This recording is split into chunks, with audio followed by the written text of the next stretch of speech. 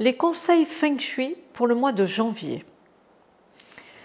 Le mois de janvier est un mois assez sombre encore au niveau de l'éclairage, puisqu'on est encore en plein hiver et qu'on va veiller à garder, je dirais, une énergie très particulière qui est liée à l'hiver.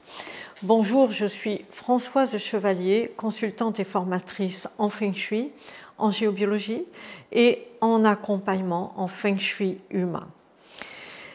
Donc ce mois de janvier est très particulier parce que d'un côté, on a la nouvelle énergie de l'année qui nous donne envie de se propulser en avant et de l'autre côté, on a cette énergie de l'hiver qui est encore très présente et qui nous donne des consignes précises par rapport à notre équilibre et à notre santé physique et notre santé intérieure. Alors, en Feng Shui, l'hiver, on le représente un peu comme une période d'hivernage, comme on dit, symboliquement représentée par une montagne. Donc la montagne nous dit qu'on s'arrête. Vous savez, quand vous arrivez au pied d'une montagne, vous ne partez pas ventre à terre pour escalader la montagne et la franchir. Non, vous posez votre bivouac, vous vous arrêtez, vous regardez votre carte, vous regardez la topologie et vous regardez quel va être le meilleur chemin pour franchir la montagne, surtout si c'est en hiver. Vous n'allez pas vous aventurer comme ça. Vous vérifiez vos provisions, vous vérifiez tout ce que vous avez. Eh bien, cette symbolique de l'hiver et du mois de janvier, elle est encore là. Les jours commencent à rallonger, oui, mais ce n'est pas le moment encore de gaspiller nos énergies. Il faut les économiser. Donc, je dirais, attention à bien se reposer, garder des temps de repos suffisants. Ce qui est très embêtant dans notre culture, lié au monde industriel évidemment, c'est qu'on travaille autant en hiver qu'en été. Je dirais même qu'on travaille plus en hiver qu'en été parce que l'été on prend des vacances. Ça devrait être le contraire. Quand vous regardez les gens à la campagne, l'hiver ils dorment beaucoup et l'été ils sont à 5 heures du matin dehors jusqu'à la nuit bientôt. Ils sont très actifs l'été, mais en hiver ils ont très très peu d'activité. Simplement ils réparent les clôtures, ils nourrissent les bêtes, ils font pas grand chose en hiver. Eh bien, on devrait faire la même chose. On devrait faire un peu les marmottes. Donc, il faut bien penser qu'on ne le fait pas assez. Donc, prenez soin de vous, continuez à aller chercher du repos le plus possible et à économiser vos énergies, à ne pas les gaspiller, faire attention à ça. Avoir une nourriture saine, bien sûr, avec bien sûr des choses de saison, de producteurs, etc. Enfin voilà, tout ça, je pense que vous savez faire. Vous ne m'attendez pas peut-être pour la nourriture, je ne pense pas. Mais bien comprendre que le mouvement énergétique va repartir d'ici la fin de l'hiver, d'ici la fin du mois de janvier, on n'est pas loin. Mais restez encore bien tranquille.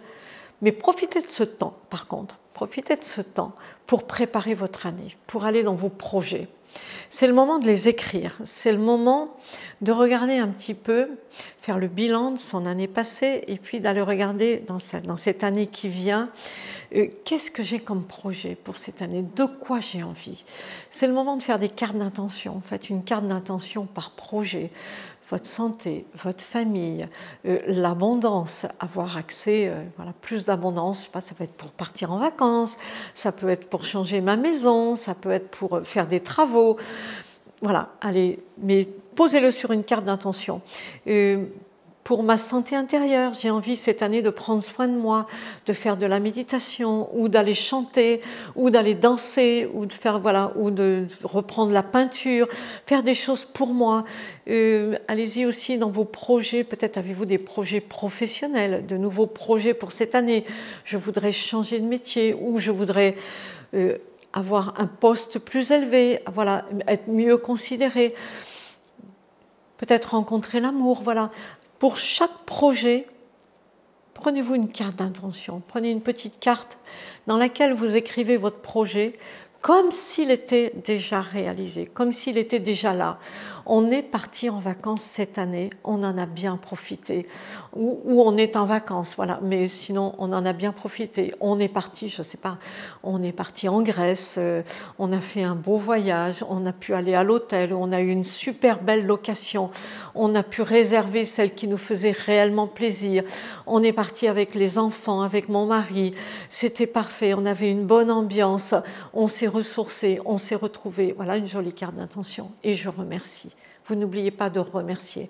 Remerciez les personnes qui vous ont aidé, remerciez-vous, peut-être votre conjoint, vos parents, ceux qui vous ont aidé, remerciez votre employeur qui vous a donné une augmentation. Bref, remerciez vos clients si vous avez des clients. Voilà. Faites cette jolie carte d'intention, mais faites-en une par secteur. Voilà, une par secteur. Ça peut être, voilà, j'ai retrouvé mon enfant que je n'avais pas vu depuis plusieurs années. Il était parti s'installer à l'étranger, il n'était pas revenu. Je suis tellement heureuse de le revoir. Voilà. Ça, voilà une belle carte d'intention. Vous ne savez pas comment ça se fait, moi non plus, mais vous le mettez par écrit. Et vous remerciez l'univers, vous remerciez vos guides spirituels. Vous pouvez nommer, détailler. Vous le remerciez, cet enfant, vous vous remerciez de n'avoir jamais douté du fait qu'il allait revenir, d'avoir pensé qu'en fait il avait autre chose à vivre et qu'en temps et en heure, il allait revenir auprès de sa maman, venir vous voir. Vous voyez, voilà, une jolie carte d'intention. Donc, n'hésitez pas, faites-en. Profitez de ce temps où on a plus de temps pour introspecter sa vie, pour aller dans ses projets. Mais ça peut être aussi des projets beaucoup plus terre-à-terre. Si vous avez un projet dans votre maison, d'aménager quelque chose, profitez-en. J'ai envie d'un potager pour cet été. Bon, ben voilà, pourquoi pas. Donc, mon potager a bien réussi. J'ai des belles tomates, j'ai des courgettes, j'ai des poivrons, des aubergines. Moi, c'est ce que je plante. Donc, voilà, je vous mets ça. Pourquoi pas? Et ça a bien marché. Alors qu'aujourd'hui, il n'y a rien. Ne me demandez pas comment. Ça va se faire. Et puis, vous allez trouver peut-être une formule magique, une solution, l'énergie. Peut-être votre mari va dire « Oh, mais moi, je vais donner un coup de main, quelqu'un va venir vous aider. » Ne me demandez pas comment. Mais mettez bien des projets qui sont réels, hein, dont vous avez vraiment envie, des choses qui vous tiennent à cœur. Voilà. Et pensez bien à l'écrire comme si c'était déjà réalisé et à remercier comme si c'était déjà là. Et puis, je dirais, faites bien l'acquisition en ce début d'année d'un carnet, de votre carnet Feng Shui, où vous mettez dessus vos pensées, vos gratitudes, vos remerciements du soir, voilà, ou ce que vous avez réussi, ce que vous avez mis en place, vos résultats. Voilà, vous pouvez, voilà, c'est le moment vraiment de se préparer.